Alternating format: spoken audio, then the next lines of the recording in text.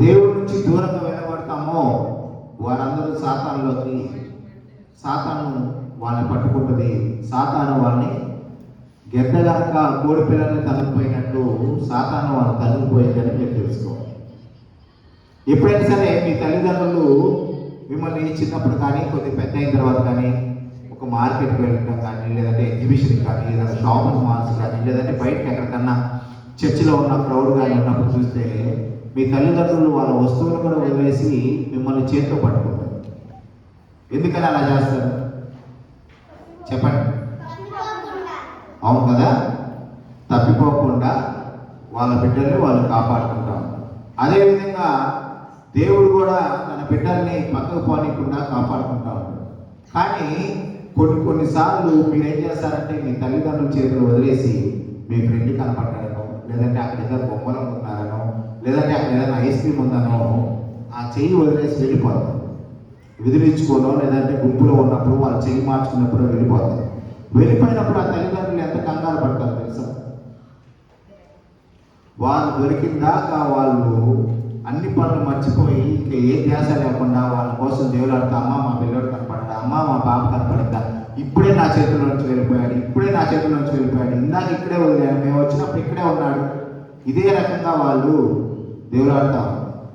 So దేవుడు కూడా మనల్ని ఏ రకంగా దేవులాడతాడంటే, మీరు ఎక్కడ సాతానులోకి వెళ్ళిపోయి దేవుని బిడ్డలుగా కాకుండా దూరంగా వెళ్ళిపోతారేమోనన్న ఆలోచనలో ఎవరైతే దారి తప్పాలని చూస్తాడో దేవుడు వారి మీద ఒక ప్రత్యేకమైన శ్రద్ధ పెడతాడు.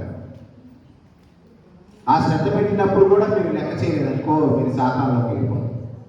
మన పేటలో ఎక్కువ మంది చదువుకున్న వాళ్ళు, చాలా తక్కువ మంది చదువుకోక కొద్ది మంది పనులు చేసుకునేవారు.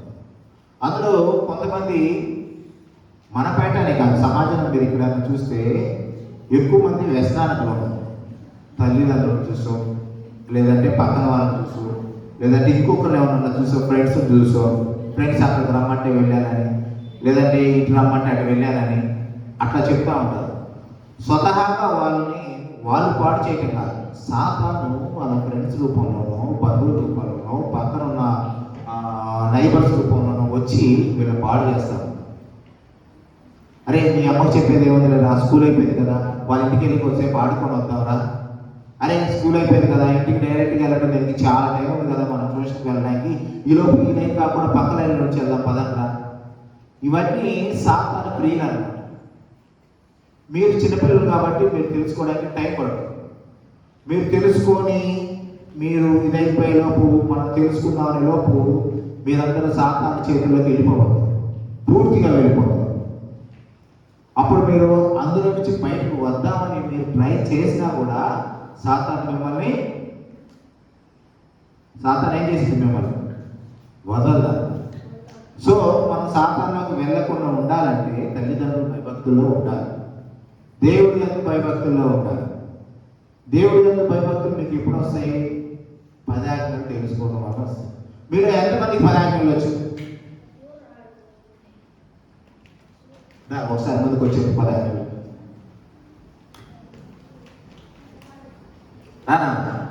భయపడుతుందా? నీకు వచ్చినని చెప్పు.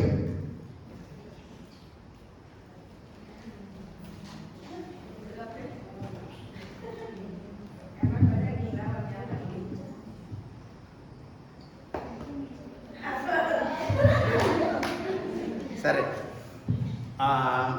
అటు ఇటు దేవులాడుతున్నాడు కాబట్టి అతనికి కూడా సరే గుర్తులేదని తెలుస్తుంది. మీరు క్రైస్తవులుగా ఉన్న ప్రతి ఒక్కరు ముందుగా మీరు తెలుసుకోవాల్సింది 10 ఆజ్ఞలు.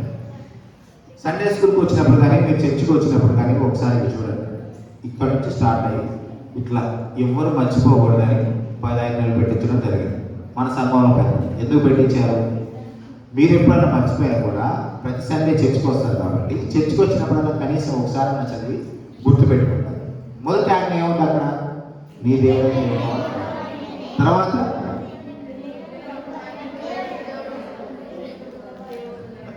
సరే, వీటిలో మీకు నీ దేవుడైన యెహోవా తర్వాత ముఖ్యమైనది ఏంటంటే నీ తల్లిని తండ్రిని సన్మానం. ఎందుకంటే వాళ్ళు చేసే త్యాగాలు ప్రపంచంలో మీకోసం ఎవరు చేయరు. తల్లిదండ్రులు చేసే త్యాగాలు ప్రపంచంలో ఎవరు చేయలేరట. అలాంటి త్యాగాలు చేస్తేనే మీరు పెద్దవారు అవుతారు. మీరు ఎప్పుడైనా సరే మీ తల్లిదండ్రులు పండగలకి లేదా షాపుకి వెళ్ళినప్పుడు మీకు కొనకుండా వాళ్ళు కొన్న సందర్భాలు ఏమైనా ఉన్నాయా? ఏ తల్లి కూడా పిల్లలకి కొనకుండా వాళ్ళ సొంతానికి చూస్తారు. ఏ తల్లి కూడా తన పిల్లలకి ఆహారం పెట్టదే తను ముట్టదు. ఈవెన్ పక్షులు చూసినా జంతువులు చూసినా ఆ తల్లి ప్రేమ అన్నది అలాగే ఉంది. దాన్ని మీరు అర్థం చేసుకోండి.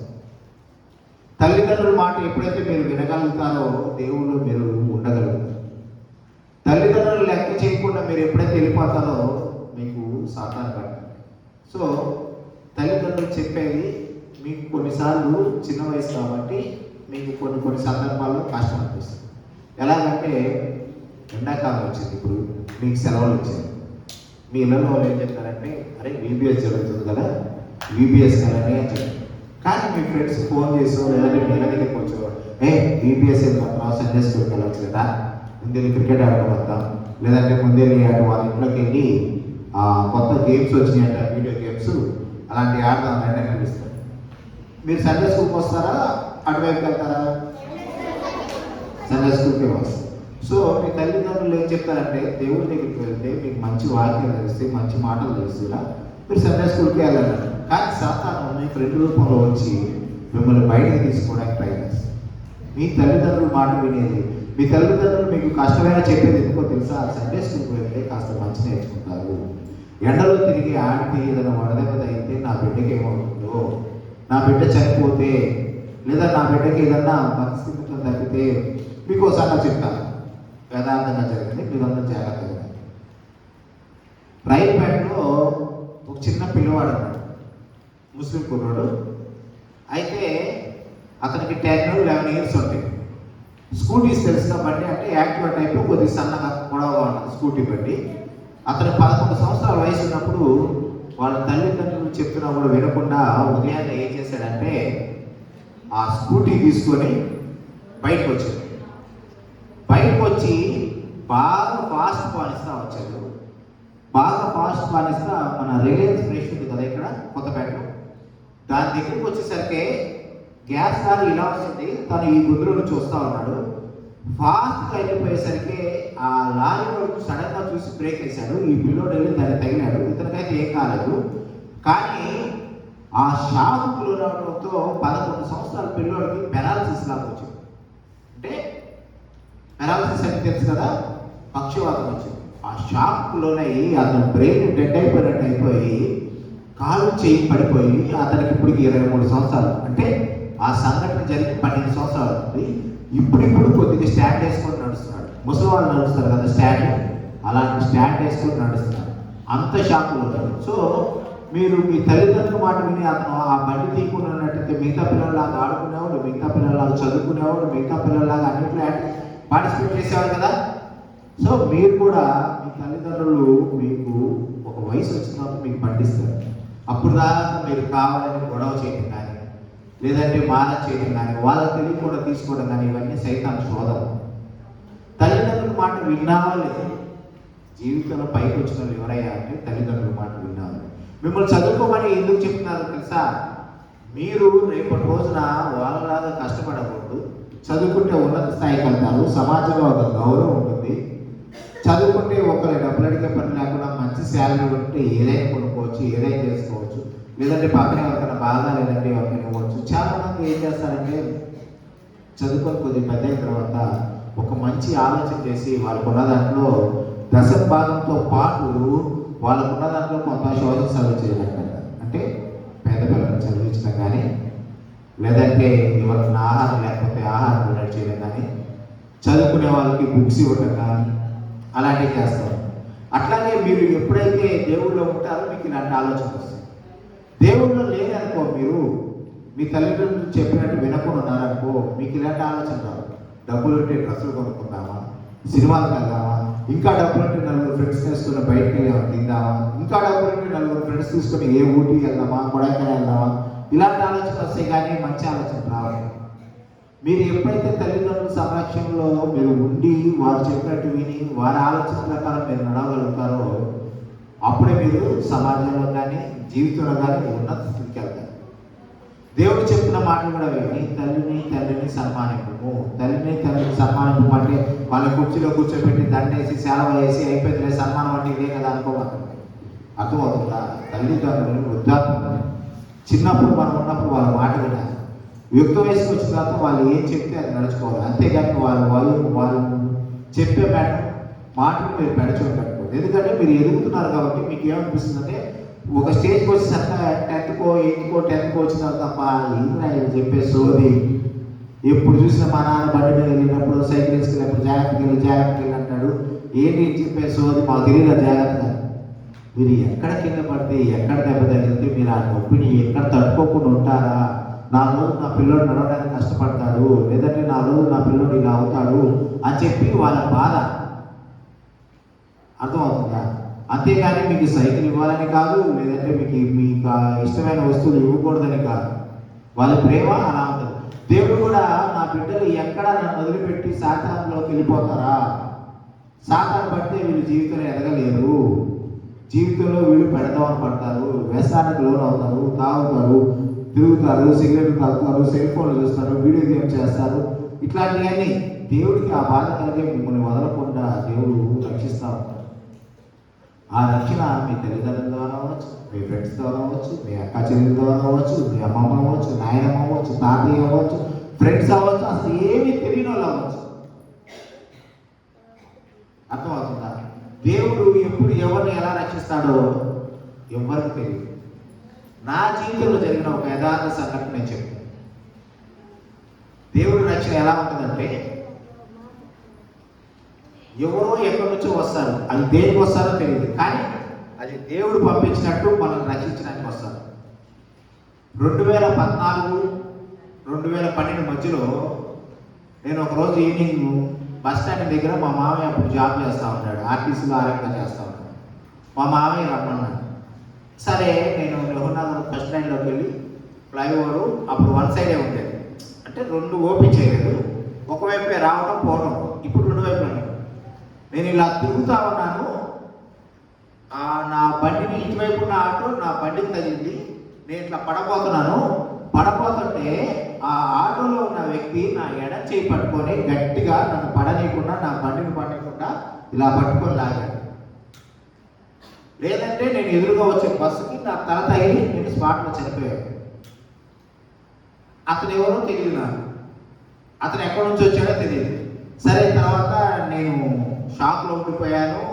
నన్ను పక్కన ఫుట్పాత్ మీద కూర్చోబెట్టి జనాలందరూ పోయారు. అసలు నాకు ఏం అర్థం కావట్లేదు. ఏంటని చూస్తే ఎదురుగా ఒక తెల్ల బట్టలు వేసుకొని తలకి ఇలా కట్టుకొని దాని మీద నల్ల తాడు ఉంటుంది కదా, దుబాయ్ సీట్లు ఉంటాయి తెలుసు కదా, ఆయన దుబాయ్ నుంచి ఇక్కడ అతని దగ్గర పనిచేసే కొలికి పెళ్లి కోసం వచ్చాడు. ఆయన వెళ్ళాల్సింది చీరాల, బాపట్ల చీరాల బస్ ఎక్కాలి. కానీ పొరపాటున ఆయన ఏం చేశారంటే చీరాల విజయవాడ వెళ్ళే బస్ ఎక్కి ఇటువైపుకి వెళ్ళొచ్చాడు. ఇది విజయవాడ వైపుకి వచ్చాడు. కాకినాడకి వెళ్ళిన తర్వాత అక్కడ బస్ డ్రైవర్ ఏం చెప్పాడంటే మీరు వెళ్ళాల్సిన బస్సు ఇది కాదండి అని అక్కడ దించేస్తే అతను ఆ ఆటోలో వెళ్ళిపోయాడు. మళ్ళీ బస్ స్టాండ్ రావడం కోసం వచ్చాడు. అదే అతను కనుక అటు వెళ్ళిపోయినట్టయితే నేను బతికేవాడు. ఇదంతా ఎవరు చేసింది కాదు, దేవుడు చేసింది కాదు. ఎక్కడో వెళ్ళాల్సిన వాడిని అతను తీసుకొచ్చి ఈ ఆటోలో కూర్చోబెట్టి, అతను ఎంత ఉన్నాడంటే 6 అడుగులు ఎత్తుండి మంచి బలంగా ఉన్నాడు. సన్నగా ఉన్నా పట్టుకోలేకపోయినా నా చేయి పట్టుకోకపోతే నేను పడి చనిపోయాను. బలంగా పట్టి నన్ను లాగాడు. నాకు ఎప్పుడు స్లో వచ్చిందంటే బస్ స్టాండ్కి వెళ్ళి మామని కలిసావా లేదని మా మమ్మీ నాకు ఫోన్ చేస్తున్నప్పుడు అది రింగ్ అవుతున్నప్పుడు నా స్లో వచ్చింది.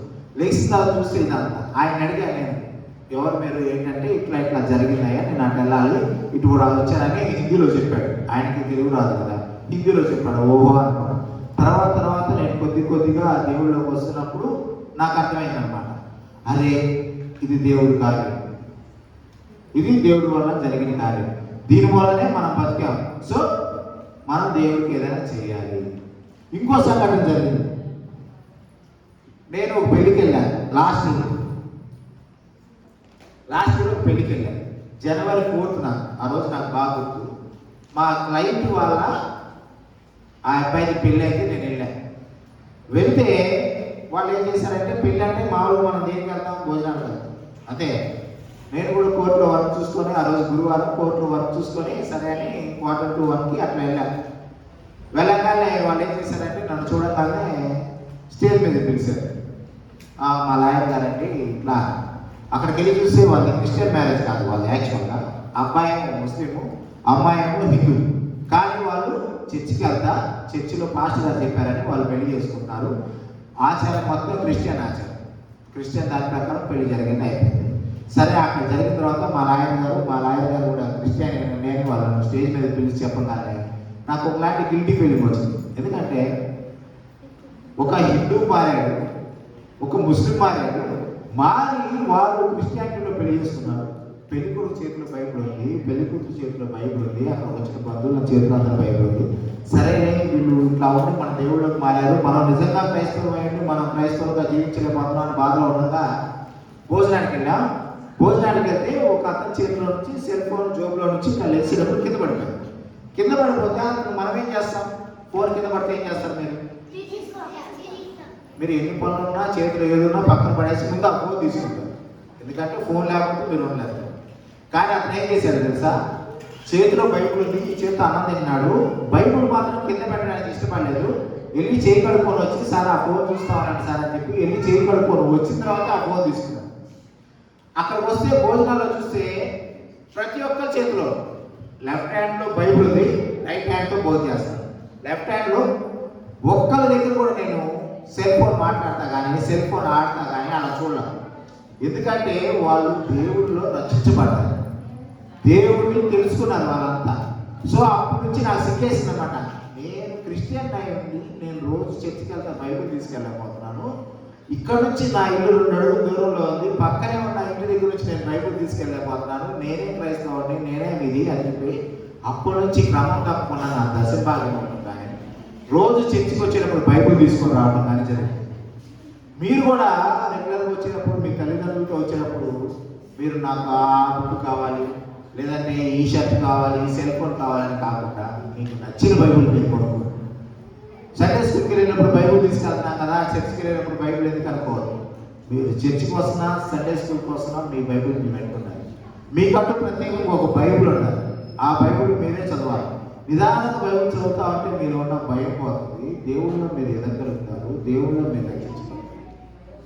సో బైబిల్ అనేది ఒక పవిత్రమైన గ్రంథం, మీ జీవితాలు మార్చుతుంది. భారత రాజ్యాంగం రాసిన అంబేద్కర్ గారు కూడా బైబిల్లో ఉన్న అంశాలన్నింటినీ అందులో పొందుపరిచారు. అర్థమవుతుందా? అంటే మీరు చిన్న వయసు కాబట్టి రాజ్యాంగం అంటే ఏంటి ఇలాంటివన్నీ తెలియదు, కానీ మీరు తర్వాత లెవెల్కి వెళ్ళినప్పటికీ మీకు తెలుస్తూ ఉంటుంది. మీరు ఎప్పుడైతే మీ తల్లిదండ్రుల మాట వినగలుగుతారో అప్పుడే మీరు జీవితంలో ఎదగలుగుతారు. అవునా కాదా? మీరు ఎంతమంది మీ తల్లిదండ్రుల మాట వింటారు చెప్పండి. మీరు వినట్లేదా? మీ మమ్మీ మాట వినట్లేదా? మీ మమ్మీ ఇక్కడ మీరు కొట్టింది చేయి పైకి బాగా పైకి ఇప్పుడు పెట్టినట్ట అంటే నేను చెప్తేనే నువ్వు చేయి పైకి ఇస్తావా? సో అందరూ వినేవాళ్ళగా కనపడుతున్నారు. దేవుళ్ళో మీరు ఎప్పుడైతే ఉండగలుగుతారో, దేవుళ్ళో ఎప్పుడైతే మీరు ఉండగలుగుతారో, దేవుడి రక్షణలో మీరు ఎప్పుడైతే ఉండగలుగుతారో, యాక్షన్ దేవుళ్ళో ఎప్పుడైతే మీరు ఎదగలుగుతారో అప్పుడే మీరు అభివృద్ధి పొందుతారు. మీకు ఈ వయసులో ఎలా ఉందంటే ఎవరు చెప్పినా కూడా ఏం జరుగుతుంది కాదు. ఎందుకంటే ఏముండదు, ఎంతసేపు చెప్తారులే ఏంటి అంటే తర్వాత మీకు చెప్పేవాళ్ళు ఉండదు. మీరు ఫ్యూచర్లోకి వెళ్ళిన తర్వాత మీరు ఆలోచిస్తే అరే ఇది మంచి అని ఇది చేయడానికి మాకు ఎవరు చెప్పలేదే, మాకు తెలియలేదే అనుకుంటారు. కానీ బాగా డెప్త్లోకి వెళ్ళాలి. సండే స్కూల్లో మాకు ఇదే కదా చెప్పింది, లేదా చర్చిలో మాకు పాస్టర్ గారు ఇదే కదా చెప్పింది, ఇట్లా అప్పుడు ఆలోచించగలుగుతారు. సో మీరు దేవుడి యొక్క భయభక్తులు కలిగి మీరు ఎప్పుడైతే మెదగలుగుతారో మీరు అభివృద్ధి పొందుతారు. దేవుడి యొక్క భయభక్తులు లేకపోతే మీరు ఎంత సంపాదించి ఏం చేసినా కూడా మీరు నిల్లారన్నమాట. సో ఇక్కడ నుంచి మీరంతా సండే స్కూల్ టీచర్స్ మాట కానీ ఇంట్లో పేరెంట్స్ మాట కానీ వారి మాట విని దేవుడిని ఎరగాలని మీ అందరికీ నా బ్లెస్సింగ్స్ ఇస్తూ సెలవు తీసుకుంటాను. Bye, thank you.